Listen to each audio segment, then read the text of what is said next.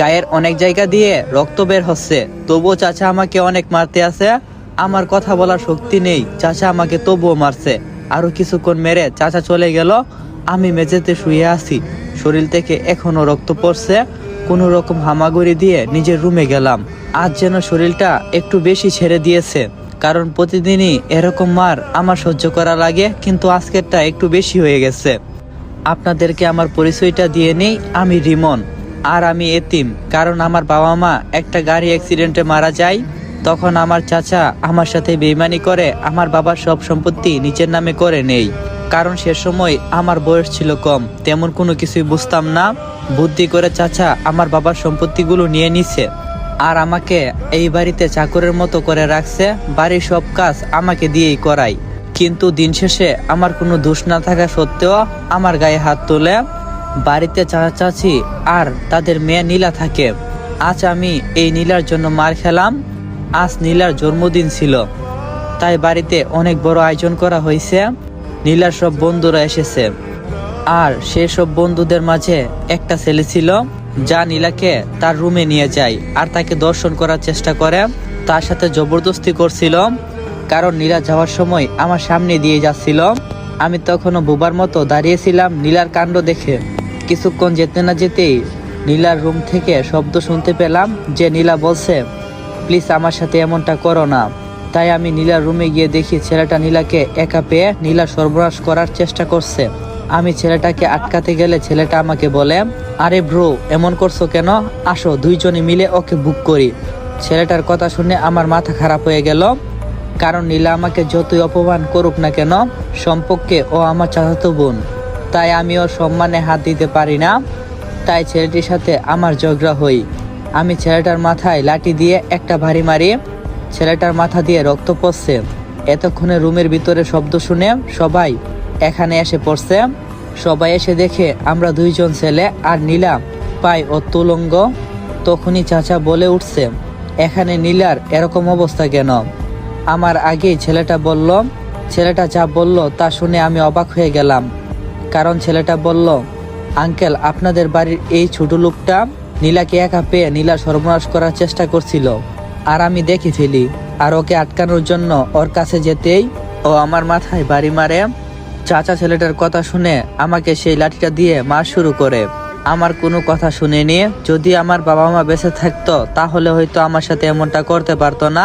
আজকে এতিম বলে আমার সাথে এইগুলা করতেছে। যাক, ব্যাপার না, আল্লাহ আছে। আল্লাহ একদিন আমার ভালো সময় নিয়ে আসবো, যেদিন আমি চোখে আঙ্গুল দিয়ে দেখাতে পারবো যে আমার কোনো দোষ ছিল না। তো বর্তমানে ফিরি। আমি রুমে এসে শুয়ে আছি। ব্যথায় গাটা যেন পুড়ে যাচ্ছে। অনেক জ্বরও হয়েছে। অনেক কষ্টে রাতটা গেল। সকালে আমার শরীরে অনেক ব্যথা অনুভব করছি। দেখি নীলা একটা লাঠি দিয়ে মারতেছে। কাল রাতেও মার খাবার পর এমনিতে শরীরটা খারাপ হয়ে গিয়েছিল, তারপর এখনো নীলা মারতেছে।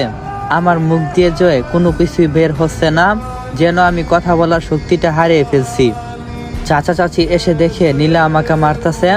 অনেকক্ষণ মারার পর নীলা মার থামিয়ে আমার ব্যাগগুলো বাইরে ফেলে দিচ্ছে। তারপর আমাকে চলে যেতে বলে।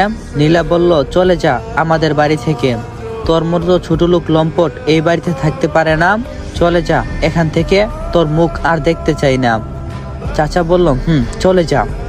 তারপর আমি অনেক কষ্টে উঠে আলমারি থেকে বাবা মায়ের ছবিটা আর আমার সার্টিফিকেট নিয়ে বের হয়ে এলাম। আপনারা হয়তো ভাবতেছেন, এই এতিম ছেলেটি সার্টিফিকেট কই থেকে পাইল? পড়ালেখার কি সুযোগ পাইছিলাম? হ্যাঁ, আমি সুযোগ পাইছি, কিন্তু লুকিয়ে করতে হয়েছে। অনেক কষ্টে লেখাপড়া শেষ করছি আমি। অনেক কষ্ট হয়েছিল আমার, তবুও আমি থেমে যাইনি। তারপর যাওয়ার সময় নীলাকে বললাম, এতদিন এত অবহেলার পরও আমি এই বাড়িতে রয়ে গেছি। আমি যদি লম্পট হতাম এতদিনই তো অনেকবার সুযোগ নিতে পারতাম, কিন্তু আমি নেইনি। কারণ তোকে আমি সবসময় নিজের বোন ভেবেছি। ওইসব কথা তোকে নিয়ে কখনো আমার মাথায় একবারও ভুলেও আসিনি। আর বিশ্বাস করো, তোমার সাথে ছেলেটা ওইসব করার চেষ্টা করছিল। যাই হোক, আমি চলে যাচ্ছি। তারপর বাসা থেকে বের হলাম। পকেটে যা টাকা ছিল তা দিয়ে একটা বাসে টিকিট কাটলাম। গায়ের চাদরটা গড়িয়ে নিলাম, যাতে আমার গায়ের আঘাতগুলো কেউ দেখতে না পারে। রাত 4টায় বাস থামলো। কোথায় এসেছি তা নিজেও জানি না। এটা বুঝতে পারছি, চাচাদের বাড়ি থেকে অনেকটাই দূরে চলে এসেছি। বাস থেকে নেমে হাঁটা শুরু করছি। কোথায় যাব নিজেও জানি না, কিন্তু আমার গন্তব্য বহু দূর। কিছু দূর হাঁটতেই যেন মাথাটা কেমন ভনভন করে ঘুরছে। হঠাৎ করে আমি রাস্তায় পড়ে গেছি, জ্ঞান নেই, অজ্ঞান হয়ে গেছি।